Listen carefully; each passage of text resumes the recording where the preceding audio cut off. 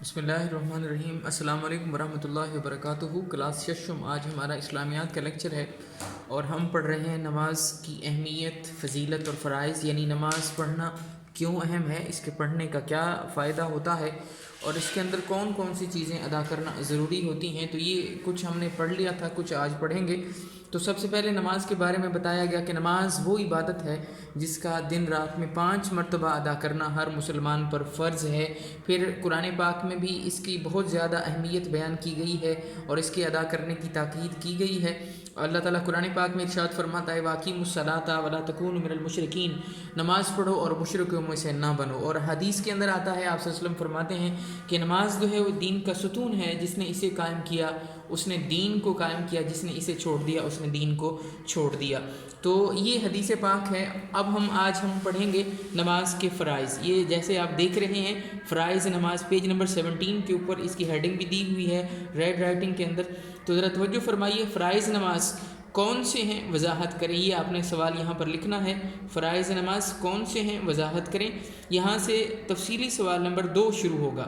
تفصیلی سوال نمبر 2، فرائض نماز درجہ ذیل ہیں، یہ ہائی لائٹ کرنا ہے آپ نے۔ تکبیر تحریمہ، وضو اور نماز کی نیت کے بعد دونوں ہاتھ اٹھا کر اللہ اکبر کہنا تکبیر تحریمہ کہلاتا ہے۔ تکبیر کے معنی ہے اللہ تعالیٰ کی بڑائی بیان کرنا اور تحریمہ کا مطلب ہے حرام قرار دینا۔ یہاں تک اس کو آپ نے ہائی لائٹ کرنا ہے اور تفصیلی سوال نمبر 2 اور اس کا پارٹ 1 لکھنا ہے۔ آگے میں پڑھ رہا ہوں، ہائی لائٹ نہیں کرنا۔ یہ الفاظ ادا کرنے کے بعد نماز کے سوا دوسرے تمام کام نمازی پر حرام ہو جاتے ہیں۔ قیام و قرات، یہ نماز کا دوسرا فرض ہے اور یہاں سے آپ ہائی لائٹ کریں گے دوسری لائن میں فرض ہے تک، اور تفصیلی سوال نمبر 2 پارٹ 2 لکھیں گے۔ قیام و قرات، قیام کا مطلب ہے سیدھا کھڑا ہونا۔ نماز میں قیام سے مراد اتنی دیر سیدھا کھڑا ہونا ہے کہ جس میں قرآن کی اتنی قرات ہو سکے جو فرض ہے۔ یہاں تک ہائی لائٹ کریں گے آپ، اور یہ تفصیلی سوال نمبر 2 کا پارٹ 2 ہوگا۔ اس کے بعد آگے میں پڑھ رہا ہوں، ذرا دیکھیے۔ فرض نماز کی پہلی 2 رکعات میں امام سورۃ فاتحہ کے بعد قرآن پاک کی آیات سورت تلاوت کرتا ہے، اسے قرات کہتے ہیں۔ یعنی نماز کے 2 فرائض آپ نے پڑھے ہیں۔ تکبیر تحریمہ، یعنی جب ہم اللہ اکبر کہتے ہیں اس کو تکبیر تحریمہ کہا جاتا ہے۔ تو تکبیر تحریمہ سے پہلے وضو اور نماز کی نیت ضروری ہے، اس کے بعد جو ہے وہ اللہ اکبر کہنا تکبیر تحریمہ کہلاتا ہے۔ پھر ہم نے پڑھا قیام و قرات، یعنی کھڑا ہونا بھی نماز کے اندر فرض ہے اور قرات بھی فرض ہے، یعنی قرآن پاک پڑھنا بھی اور کھڑا ہو کر سیدھے کھڑا ہو کر ہاتھ باندھ کر نماز کے اندر قرات کرنا یہ بھی فرض ہے۔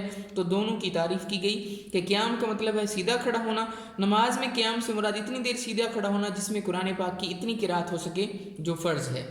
اس کے بعد فرض نماز کے پہلی 2 رکعات میں امام سورۃ فاتحہ کے بعد قرآن پاک کی آیات سورت تلاوت کرتا ہے، اسے قرات کہتے ہیں۔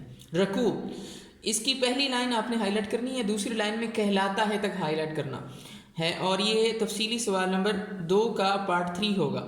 رکوع کے معنی ہے جھکنا۔ قرات ختم کر کے اللہ اکبر کہہ کر گھٹنوں پر دونوں ہاتھ رکھ کر جھکنا رکوع کہلاتا ہے۔ سر، گردن اور کمر ایک سیدھے میں زمین کے متوازی ہوتے ہیں اور زبان سے سبحان ربی العظیم کہہ کر اللہ کی پاکیزگی اور عظمت کا اقرار کیا جاتا ہے۔ یہ دوسری لائن میں جو لکھا ہوا ہے کہلاتا ہے، یہاں تک آپ نے اس کو ہائی لائٹ کرنا ہے اور تفصیلی سوال نمبر 2 پارٹ 3 لکھنا ہے۔ یعنی رکوع کا مطلب جھکنا ہوتا ہے اور جھک کر اپنے ہاتھوں کو گھٹنوں پر رکھ کر اللہ تعالیٰ کی تسبیح کرنا، یعنی سبحان ربی العظیم 3 بار کم از کم پڑھنا، زیادہ سے زیادہ طاق عدد کے اندر پڑھنا، یہ ثواب ہے اور نماز کے اندر یہ رکوع فرض قرار دیا گیا ہے۔ اس کے بعد اگلے پیج پر آ جائیں، پیج نمبر 18 کے اوپر۔ سجدہ نماز کا چوتھا فرض ہے۔ سجدے کی حالت میں نمازی اپنی پیشانی، ناک، دونوں ہاتھ، گھٹنے اور دونوں پاؤں زمین پر رکھ کر اپنے رب کے حضور سربا سجود ہو جاتا ہے۔ سجدہ نماز کا اہم ترین رکن ہے، یہاں تک ہائی لائٹ کرنا ہے آپ نے، تفصیلی سوال نمبر 2 پارٹ 4 لکھنا ہے۔ اور سجدے میں آگے میں ریڈ کر رہا ہوں، ہائی لائٹ نہیں کرنا۔ سجدے میں نمازی سبحان ربی الاعلیٰ کہہ کر اپنی عاجزی اور اپنے رب کی پاکی اور بڑائی کا اظہار و اقرار کرتا ہے۔ اللہ تعالیٰ کو بندے کی یہ حالت بہت پسند ہے۔ ہر رکعت میں 1 رکوع اور 2 سجدے ہوتے ہیں۔